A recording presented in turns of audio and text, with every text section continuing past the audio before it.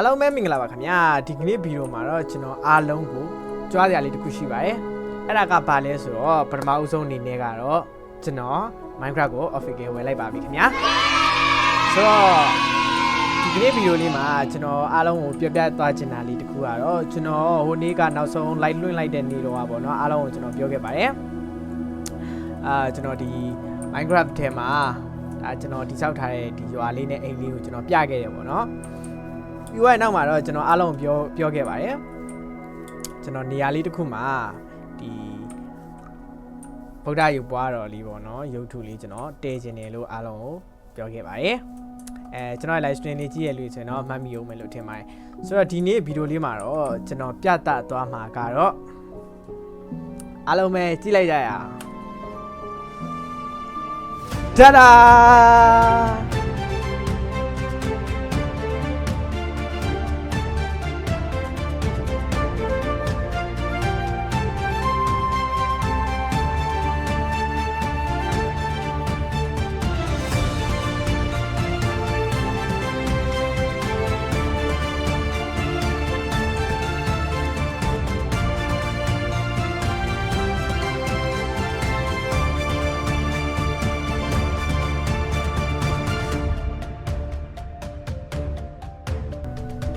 ဟုတ်ပါတယ်ခင်ဗျာအခုအားလုံးမြင်နေရတာလေးကတော့ကျွန်တော်တို့ရဲ့ဗုဒ္ဓရုပ်ပွားတော်ပဲဖြစ်ပါတယ်ဒီလိုကြည့်လေကျွန်တော်တို့ကတတိကျကျလေးမြင်ရလိမ့်ပါပဲဆိုတော့ကျွန်တော်ဒါလေးတည်ဖို့ရခဲ့တဲ့ idea လေးကိုကျွန်တော်တစ်ချက်ပြောပြပါမယ်ကျွန်တော်တို့ Minecraft မှာဒီလိုမျိုးရုပ်ထုတွေတည်ပြီဆိုရင်ကျွန်တော်တို့ရွေးချယ်စရာနှစ်ခုရှိပါတယ်ပထမတစ်ခုကတော့ Minecraft ရဲ့ rule Minecraft ရဲ့ စီမင်းအတိုင်းတည်ဆောက်တာမျိုးပါပြောရမယ်ဆိုရင်ကျွန်တော်တို့အခုဗုဒ္ဓကိုတည်တဲ့အခါမျိုးမှာကျွန်တော်ရဲ့ Minecraft character လေးကဒီလိုရှိရတယ်ဟုတ်တယ်နော်ဒါ Minecraft ထဲမှာဆို Minecraft ထဲမှာရှိသမျှအရာတွေအကုန်လုံးကဒီလို၄တောင်းနဲ့တည်ဆောက်ထားရပေါ့ဆိုတော့ကျွန်တော်တို့ကလည်းဒီဗုဒ္ဓကိုဒီလို Minecraft ထဲကပုံစံလိုမျိုးပဲ Minecraft အချိုးအစားနဲ့ဒီလို၄တောင်းပုံစံဟိုမှာဒီအကြီးနဲ့ဗုဒ္ဓရုပ်ပွားတော့လုပ်လို့ရတယ်ဒါရွေးချယ်စရာတစ်ခုပေါ့နောက်ထပ်တစ်ခုကတော့အားလုံးသိကြတဲ့အတိုင်းပဲအခုမြင်တွေ့နေရတယ်လို့မျိုးပဲတကယ်ကိုပဲအပြင်က reality အတိုင်း 3D model ပုံစံလိုမျိုးဗုဒ္ဓပဲဖြစ်ပါတယ်ကျွန်တော်ဒီစောက်ထားတဲ့ဗုဒ္ဓကတော့တကယ်အပြင်မှာဒီကျွန်တော် real life မှာတိစောက်ထားတဲ့ပုံစံလိုမျိုးလောက်ထားတာပဲဖြစ်ပါတယ်ဆိုတော့ဒီနားအဟာလေးကိုကျွန်တော်အားလုံးကို story လေးတစ်ခုနဲ့ရှင်းပြပေးပါမယ်ဒါကတော့ကျွန်တော်ရဲ့အိမ်လေးဖြစ်ပြီးတော့ဒါကတော့ကျွန်တော်မကြခင်တိဆောက်တော့မယ့်ရွာလေးနေရာပဲဖြစ်ပါတယ်ဆိုတော့ဒါကတော့ကျွန်တော်တို့ရဲ့ဗုဒ္ဓပဲဖြစ်ပါတယ်အားလုံးကိုကျွန်တော်တခုပြရမယ်ဒါကတော့ကျွန်တော်ရဲ့ရွာဒီမဲ့နေရာပေါ့ဆိုတော့အဲ့လိုမျိုးနေရာမျိုးမှာကျွန်တော်တို့အခုလိုမျိုးအားလုံးမြင်တွေ့နေရတဲ့ဗုဒ္ဓရုပ်ပွားတော့တည်ရှိပါတယ်ဆိုတော့အားလုံးမြင်ကြတဲ့အတိုင်းပဲကျွန်တော်တို့ဗုဒ္ဓရုပ်ပွားတော်ဆိုပေမဲ့ရွှေနဲ့လှုပ်ထားတာမျိုးတွေဒါမှမဟုတ်ကာလာရောင်စုံတွေရှိမနေတာကိုအားလုံးမြင်ရမယ်လို့ထင်ပါတယ်ကြီးလိုက်ရင်ကျွန်တော်တို့ကလုံးဝကို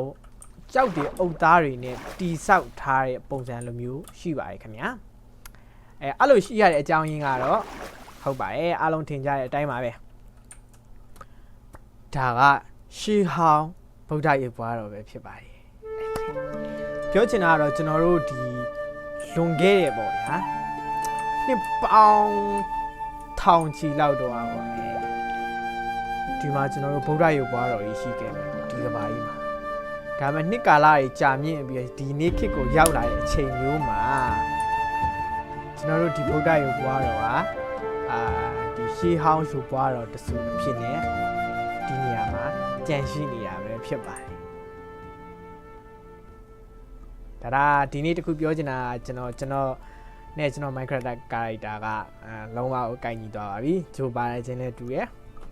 Okay ထားပါတော့ဆိုတော့အခုမြင်နေရတဲ့အတိုင်းပဲကျွန်တော်တို့ရဲ့ဒီဗုဒ္ဓရုပ်ပွားတော်ရှေးဟောင်းရုပ်ပွားတော်ပုံစံမျိုးပဲဖြစ်ပါတယ်ဒီမှာကျွန်တော်တေချာဒီပေါ့နော်နှစ်ကာလတွေကြာမြင့်သွားပြီဖြစ်တဲ့ကြောင့်မလို့ကျွန်တော်တို့ဒီရေညှိတက်နေတာမျိုးတွေပေါ့နော်အုတ်တွေဖြစ်တဲ့ကြောင့်မလို့ကျွန်တော်တို့ မိုးရီရွာထားတဲ့အချိန်ကြီးမှာကျွန်တော်တို့ဒီလိုမျိုးနည်းနည်းလေးရှီဟောင်းပုံနဲ့ဖြစ်သွားအောင်ကျွန်တော်ဒီလိုရှီနီးတက်ချလေးထည့်ထားတယ်ဆိုတော့ तू ကတည်တည်ချာချာကြည့်မယ်ဆိုရင်လုံးဝ detail မြင်နေရတာမျိုးတော့မဟုတ်ဘူးဒါပေမဲ့အခုအားလုံးတွေးကြတဲ့အတိုင်းပဲကျွန်တော်တို့ရုပ်တရက်ကြည့်တာမျိုးဒါမှမဟုတ်ရင်အဲ့လိုပေါ့နော်ဒီအမှတ်တမဲ့ကြည့်လိုက်တာမျိုးမှာဆိုရင်တကယ်ကိုမှပဲဒီဗုဒ္ဓရုပ်ဘွားတော်တဆူဒီမှာတည်ရှိနေတယ်လို့မျိုးမြင်နေရတာပဲဖြစ်ပါတယ်ဆိုတော့ကျွန်တော်ဒီဗုဒ္ဓရုပ်ဘွားတော်ကြီးကို survival နဲ့ပဲတိဆောက်ခဲ့တာဖြစ်ပါတယ်အဲ့လိုပြောရင်ယုံမှာလားစူတောင်းလေလိုက်လွှင့်ထားတာမှာတပတ်နှစ်ပတ်ပဲရှိသေးတယ်ဒီလိုရုပ်ထုကြီးကိုကျွန်တော် survival နဲ့ချက်ချင်းပြီးရဆိုတာဘယ်လိုမှမဖြစ်နိုင်ဟုတ်ပါရဲ့အဲ့ဒါကျွန်တော် creative နဲ့ပဲစောက်ထားတာပါဆိုတော့တကယ်လို့ဒါဒီဗီဒီယိုဒါ like ဒီ comment နေပဲဟုတ်တကယ်လို့ဒါဒီဗီဒီယိုဒါ view တွေအများကြီးရခဲ့မယ်ဆိုရင်ကျွန်တော်အခုဒီဗုဒ္ဓကို live လွှင့်ပြီးတော့survival နဲ့ပဲအတက်နိုင်ဆုံးစူးစမ်းပြီးတော့စောက်ပြသွားမှာပဲဖြစ်ပါတယ်เนาะအားလုံးမြင်ကြတဲ့အတိုင်းပဲတကယ်လို့ဒါဝတာကျွန်တော် survival နဲ့စောက်မယ်ဆိုရင်တကယ်ဟိုမှာကြာသွားမယ် project ကြီးတစ်ခုပဲဖြစ်ပါတယ်ဘာဖြစ်လို့ဆိုတော့အားလုံးမြင်ကြတဲ့အတိုင်းပါပဲအရန်ကို heavy project ကြီးဖြစ်ပါဆိုတော့ကျွန်တော်ကတော့အားလုံးသိကြတဲ့အတိုင်းပဲ 3D designer တယောက်ဖြစ်ပါတယ်ဆိုတော့ 3D designer ဖြစ်တဲ့အလက်ရောက်မှာကျွန်တော်တို့က 3D designer သမားလူမျိုးပဲကျွန်တော်တို့ကဒီ structure ဖို့လုံးဝ detail ဆိုတာမျိုးထက်ကြည့်လိုက်တာနဲ့ဗုဒ္ဓလိုမြင်နေရအောင်ကျွန်တော်တိဆောက်ထားတာပဲဖြစ်ပါတယ်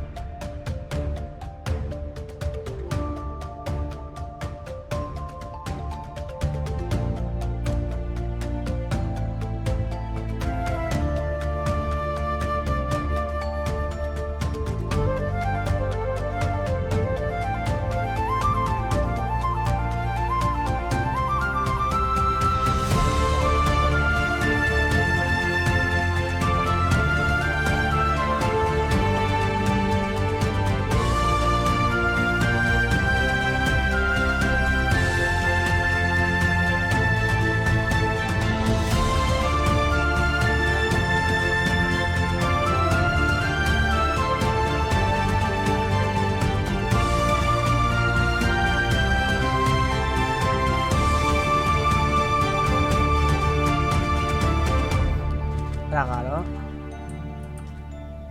3 2 1 look at this ဒီဗုဒ္ဓရေကိုပွားတယ်ကိုကျွန်တော်ဒီလိုမျိုးထဲမှာရတယ်မဟုတ်ပါနဲ့ဒီလိုပင်လယ်ပြင်ကြီးတွေထဲမှာဒီရေအောက်မှာတည်ထားမယ်ဆိုရင်လေကျွန်တော်တို့ဘာမျိုးသွားပြောလို့ရလဲဆိုရှေးဟောင်းငကားတိုက်တွေလိုမျိုးလေပြောမှဆိုတိုင်နန်းနေထဲမှာပေါ့နော်ဒီထာပနာထားတဲ့ဒါမှမဟုတ်တိုင်နန်းနေထဲမှာပဲပျောက်ဆုံးသွားတဲ့ရှေးဟောင်းဖျားရုပ်ထုလိုမျိုးတွေကျွန်တော်တို့လုပ်လို့ရပါတယ်တကယ်လို့ဒီဗီဒီယိုဒါကျွန်တော်တို့ live debut တွေများခဲ့မယ်ဆိုရင်တော့ကျွန်တော်ဒီလိုဗုဒ္ဓရုပ်ပွားတော့ရေအောက်မှာတည်ထားပြပါမယ်အဲ့ဒီတော့အခုကျွန်တော်တည်ထားခဲ့တဲ့ဒီဗုဒ္ဓရုပ်ပွားတော့မှာနောက်ထပ်ဘာတွေလိုအပ်မယ်လို့ထင်တော့ဘာတွေထပ်ဖြည့်တင်လဲဆိုတာလဲ comment မှာမှန်ခဲ့ပြလို့ရပါတယ်နောက်ပြီးတော့နောက်ထပ်ကျွန်တော်ဘယ်လိုအစာအုပ်မျိုးတွေဒါမှမဟုတ်ဘယ်လို 3D design တွေရော Minecraft ထဲမှာတိစောက်ပြအောင်မလဲဆိုတာကိုလည်းအကြံပေးခဲ့လို့ရပါတယ်ခင်ဗျာစုံဒီကြည့်ရှုပေးတဲ့အတွက်ကျေးဇူးအများကြီးတင်ပါတယ်ခင်ဗျာဒီကဘာလေးကိုတကယ်လို့သဘောကျကြရဲကိုယ်တိုင်လည်းကြည့်ကျင်နေဆိုရင်ကျွန်တော်ကဘာလေးကို export ထုတ်ပေးတင်လာဒါကလည်းဒီဗီဒီယိုရဲ့ view ပေါ်မှာပဲမူတည်ပါရဲ့ ဆိုတော့အဆုံးထိကြီးစုပေးရတဲ့အတွက်အားလုံးပဲကျေးဇူးအများကြီးတင်ပါတယ်ခင်ဗျာဒါကတော့ကျွန်တော် Minecraft ထဲမှာတိစောက်ခဲ့တဲ့ဗုဒ္ဓရုပ်ပွားတော်ပဲဖြစ်ပါတယ်